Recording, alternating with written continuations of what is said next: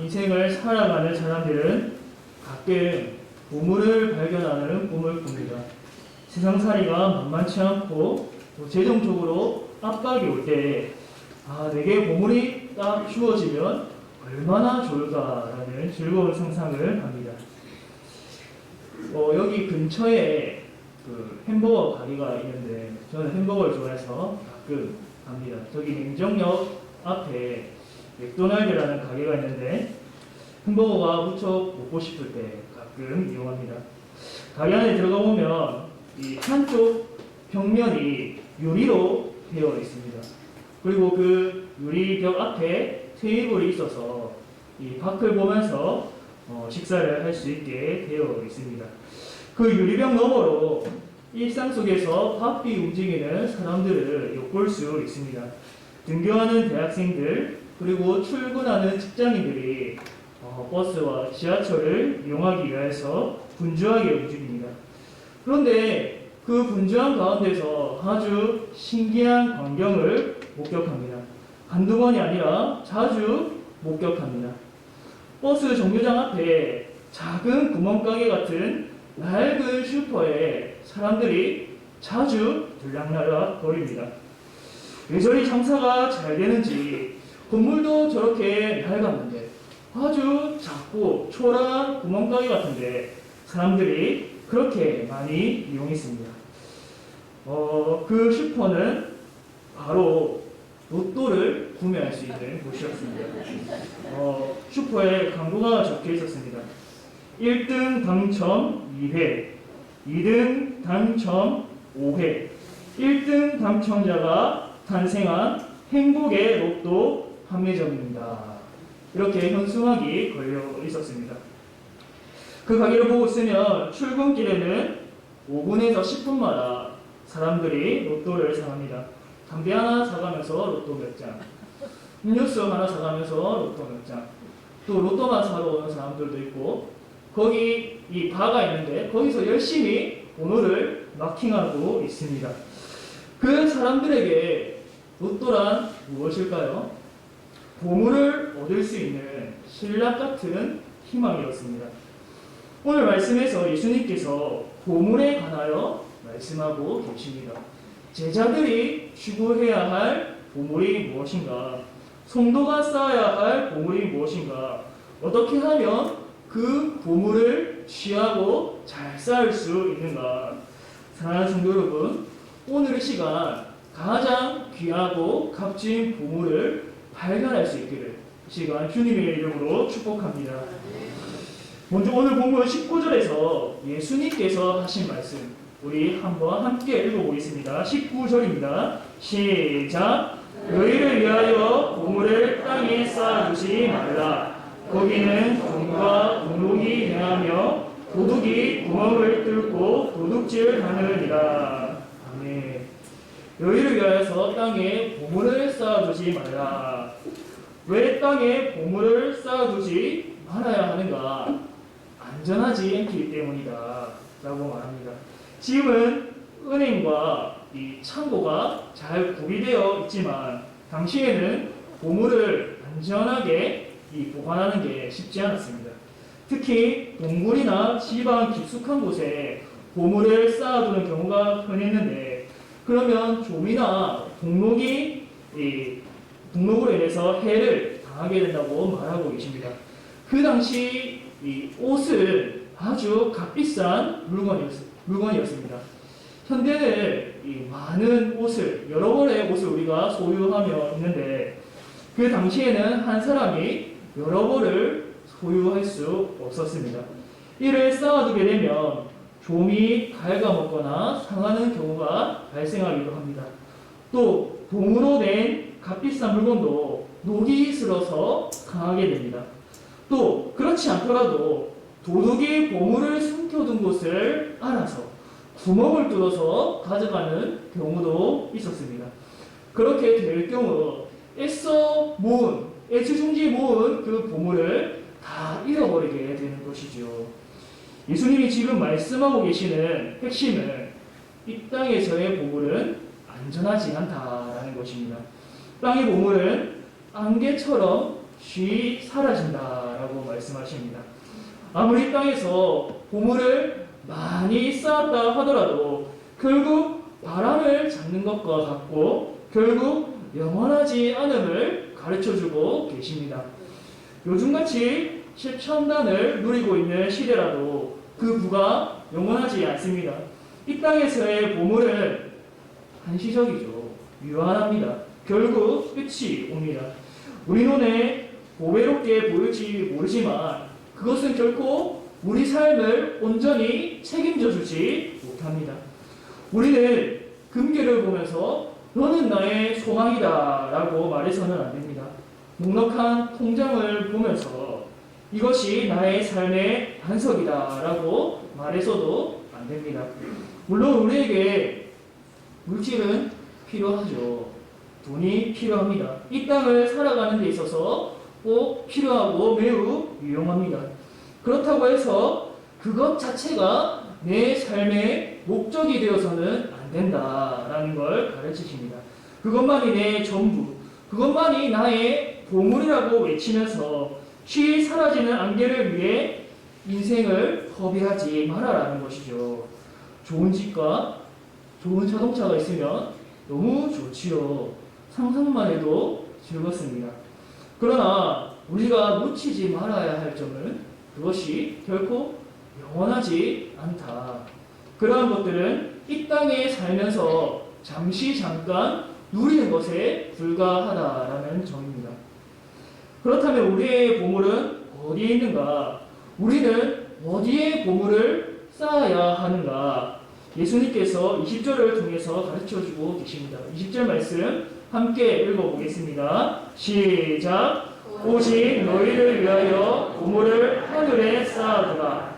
거기는 종이나 동목이 행하지 못하며 도둑이 구멍을 뚫지도 못하고 도둑질도 못하느니라. 아멘. 보물을 어디 쌓으라고 하십니까? 하늘에. 왜 하늘에 쌓아야 됩니까? 거기는 좀이나 동록이 행하지 못하기 때문에 거기에는 도둑이 들어갈 수 없고 구멍을 뚫을 수 없기 때문에 도둑질을 전혀 할 수가 없다. 불가능하다. 땅의 보물은 잠시 잠깐 있다가 쉬 사라집니다. 우리가 삶에서 보물을 쌓을 수 있는 제한적인 기간이 있습니다. 우리는 이 땅에서 영원히 살지 않죠. 주어진 그 제한적인 시간이 있습니다.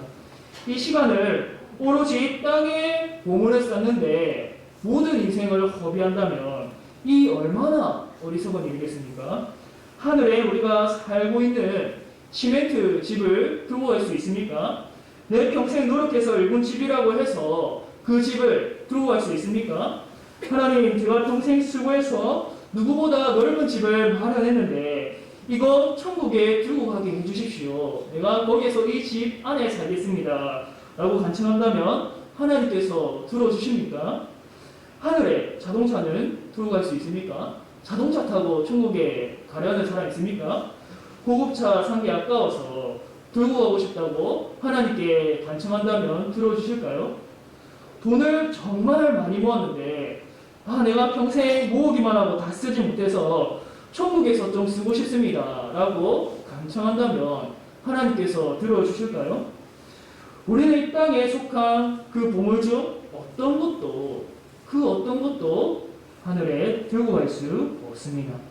그 어떤 부자라 할지라도 결국 빈털터리로 돌아갑니다. 빈손으로 왔다가 빈손으로 가는 게 인생이지요. 이 땅에서 부자들을 보면 잠시 잠깐 부러울지는 모르겠지만 결국 순식간에 끝이 옵니다.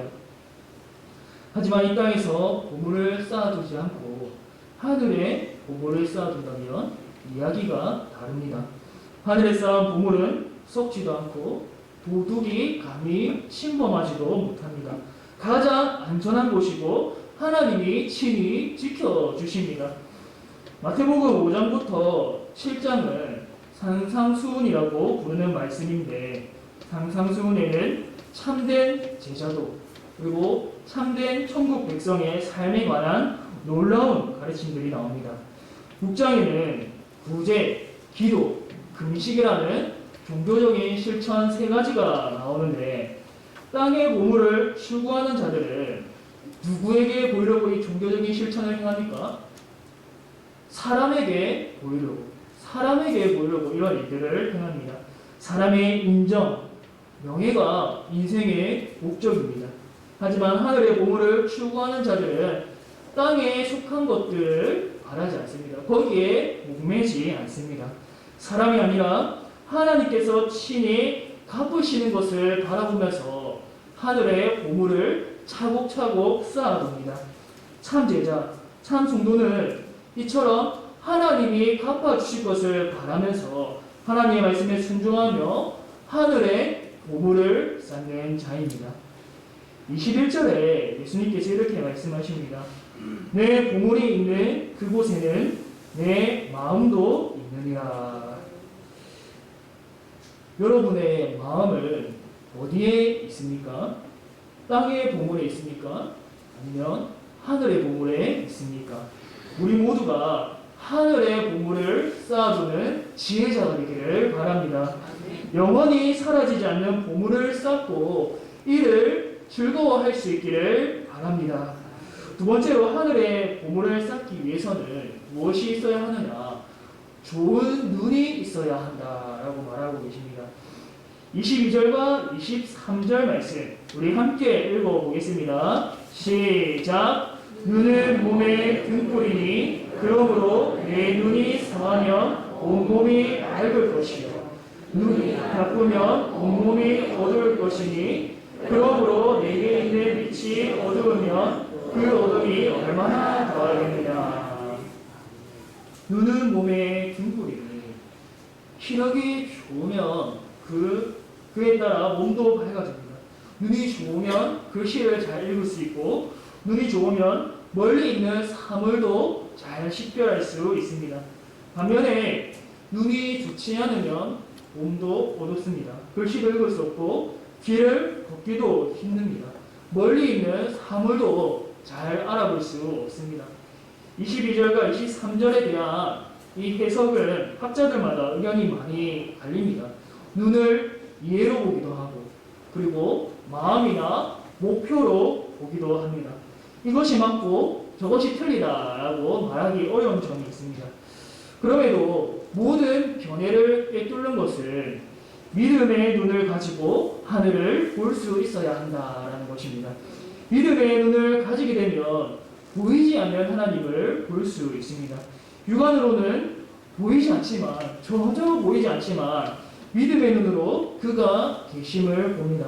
매 순간 나를 지켜보시는 하나님을 믿음으로 볼 때에 구제, 기도, 금식을 사람에게 보이려고 하지 않고 하나님 앞에서 하게 됩니다. 마찬가지로 보물을 발견하고 쌓는 것도 믿음의 눈으로 볼 때 가능하지요.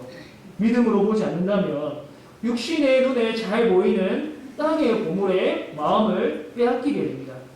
날마다 주님과 밀접히 교제하는 사람, 주일마다 회복의 은혜를 누리는 사람은 눈이 깨끗할 것이고 눈에 쌓인 먼지가 씻겨서 좋은 믿음의 시력을 유지할 것입니다.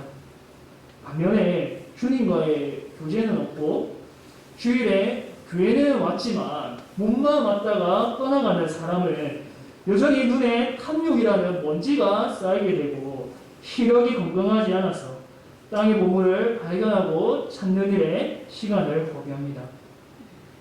주님으로부터 은혜를 누리는 자는 늘 주님을 가까이 하고 또 주님이 바로 옆에 있는 것처럼 살아가지요. 늘 주님과 동행합니다. 비록 땅의 보물이 내게 없어서 남들이 볼 때 초라하게 보일지 모르지만 남들이 볼 때는 하찮게 보일지 모르지만 하나님 앞에서 순종하며 살아가는 내게 하나님께서 예배해 두신 하늘의 보물이 있음을 기쁨과 위로를 누리며 살아갑니다. 눈이 밝으면 땅의 보물은 잠깐이고 하늘의 보물이 진짜 참이며 영원하며 우리에게 참 기쁨과 소망을 주는 것임을 확신할 수 있습니다. 성도 여러분, 우리는 하늘에 보물이 있음을 믿어야 합니다. 하나님께서 우리를 위해서 예비해 두신 보물이 있음을 믿어야 합니다. 항상 하나님께서 불꽃과 같은 눈동자로 우리들을 지켜보고 계십니다. 죄를 좋아하는 자들에게는 이것이 멸망의 메시지이지만 항상 주님께 순종하기를 힘쓰고 죄와를 대항하여서 실험하고 비록 연약하여서 넘어지고 쓰러진다 할지라도 다시 오뚜기처럼 일어나서 그 믿음의 길을 걸어가는 자들을 하나님께서 친히 지켜보고 계십니다. 우리의 작은 순종도 귀히 여기시면서 하늘에 보물을 쌓아두시는 하나님, 은밀한 중에 보시는 너의 아버지께서 갚으시리라. 우리의 보물을 하늘에 쌓아두고 예비하심을 믿음의 눈을 들고 볼 수 있기를 바랍니다. 마지막으로 성도는 두 주인을 섬길 수 없습니다. 24절 말씀 함께 읽어보겠습니다. 시작.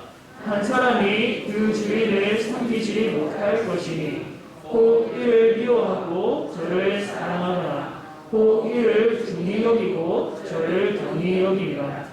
너희가 하나님과 재물을 겸하여 섬기지 못하느니라. 아멘. 여기서 두 주인이 누구를 말하는 겁니까? 하나님과 재물을 말하는 것이죠. 여기서 재물은 헬라어로 맘모나스라고 하고 아람어로는 맘몬이라고 부릅니다.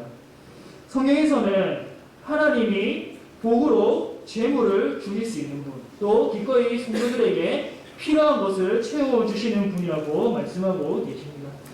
사실 이 재물 자체는 나쁜 것이 아니죠. 악한 것이 아닙니다. 재물 자체에 어떤 의지가 있어서 사람들을 유혹하고 파멸로 몰고 가는 것이 아닙니다. 그러나 이 재물 자체를 지나치게 갈망하며 탐하는 자들에게는 재물이 만몬이라는 우상이 되어버립니다. 만몬이란 중립적일 때는 재물을 의미하지만 본문의 맥락에서 부정적으로 쓰일 경우에 하나님을 대항하는 재물의 신을 의미하기도 합니다. 왜 성도는 하나님과 이 만몬을 겸하여 섬길 수 없느냐? 예수님이 말씀하신 대로 하나님을 사랑하면 만몬을 미워하게 되고 만몬을 사랑하면 하나님을 미워하게 됩니다. 하나님을 귀히 여기면 만몬을 경히 여기게 되고 만몬을 중히 여기게 되면 하나님을 경히 여기게 됩니다. 왜냐하면 하나님과 만몬은 서로 대립되는 것이기 때문입니다. 서로 반대되는 것이기 때문입니다.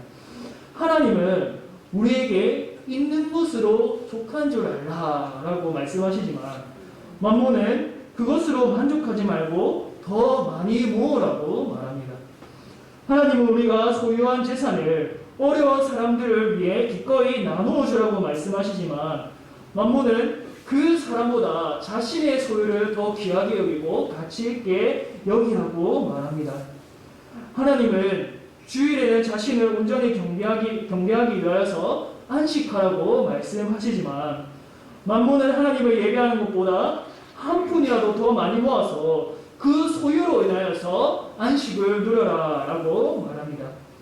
하나님은 하늘에 보물을 쌓아라 라고 말씀하시지만 만몬은 땅의 보물이 진짜이며 하늘에 보물이 있다라는 것은 거짓말이라고 말합니다. 이처럼 하나님과 만몬은 서로 대립되고 정반대의 메시지를 우리에게 줍니다. 사랑하는 성도 여러분, 여러분은 현재 어떤 주인을 섬기고 계십니까? 혹시 두 주인을 함께 섬기고 계신 것이 아닙니까? 예수님께서는 두 주인을 섬겨서는 안 된다라고 말씀하시지 않고 두 주인을 섬길 수 없다라고 말씀하고 계십니다. 두 주인을 섬기는 건 사람이 선 곳에서 이 동시에 동쪽과 서쪽을 걸어가는 것과 같습니다. 즉 불가능한 일입니다. 디모데전서 6장 10절은 이렇게 말씀합니다. 돈을 사랑함이 일만하게 뿌리가 되나니 이것을 탐내는 자들은 미혹을 받아 믿음에서 떠나 많은 근심으로써 자기를 찔렀도다. 사랑하는 성도 여러분, 돈에게 지배당하지 않고 돈을 지배할 수 있기를 바랍니다. 거기에 우리의 마음이 빼앗기지 않기를 원합니다. 하나님께서는 우리의 마음 반쪽을 원하시는 것이 아니라 온전한 마음을 원하십니다. 우리의 삶 일부분, 주일만 요구하시는 것이 아니라 월화수목금토 일까지 모든 삶 전체를 하나님께 올려드릴 수 있기를 원합니다. 하나님께서는 우리에게 두 주인의 섬김을 받으려고 하는 것이 아니라 오직 자기 자신만 섬기고 오직 자기에게만 경배하기를 원하십니다. 사랑하는 성도 여러분, 여호수아가 가나안 정복을 마치고 이 백성을 세겜에 모아놓고 유언과 같은 이 고백을 했습니다. 너희가 섬길 자를 오늘 택하라. 오직 나와 내 집은 여호와를 섬기겠노라. 여호수아는 그렇게 많은 백성들 앞에서 결단을 했습니다. 다른 주위에 있는 우상을 다 제하여 버리고 오직 나는 여호와만 섬기겠다. 그리고 백성들에게 그렇게 권면하였습니다. 사랑하는 성도 여러분, 여러분은 어떤 주인만을 섬기겠습니까? 우리에게 물론 물질, 재물 꼭 필요하지만 이것이 우리 삶의 목적이 되어서는 안 됩니다. 여기에 우리의 마음 전체가 빼앗겨서는 안 됩니다. 오직 주님만이 내 삶을 책임져 주시고 오직 주님만이 내 삶의 소망인 것을 고백하면서 하나님이 원하시는 방법대로 살아가고 하나님이 원하시는 방법대로 그 소유를 사용할 줄 아는 그런 지혜가 있는 복 있는 성도님들이 되시기를 이 시간 주님의 이름으로 축복합니다.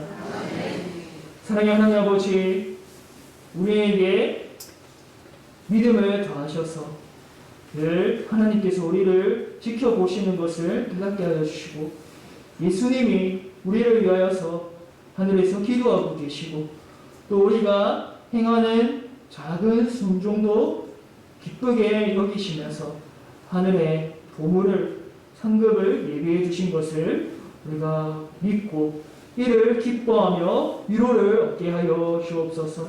주여, 세상에서 우리가 이 많은 재물을 소유하지 못할지라도 주님 거기에 우리가 마음을 뺏기지 않고 상대방과 나를 비교하면서 열등감에 시달리지 않고 우리의 상급, 우리의 보물이 하늘에 있음을 알고 당당하게 살아가는 우리 모두가 되게 하여 주옵소서. 늘 주님과 동행하며 주님이 나의 보물, 주님이 나의 고백, 주님이 나의 소망, 주님이 나의 생명이라고 고백하며 주님 기쁨 가운데 즐거움 가운데 살아가는 모두가 되게 하여 주옵소서. 이 모든 것 예수님의 이름으로 기도드립니다. 아멘. 4회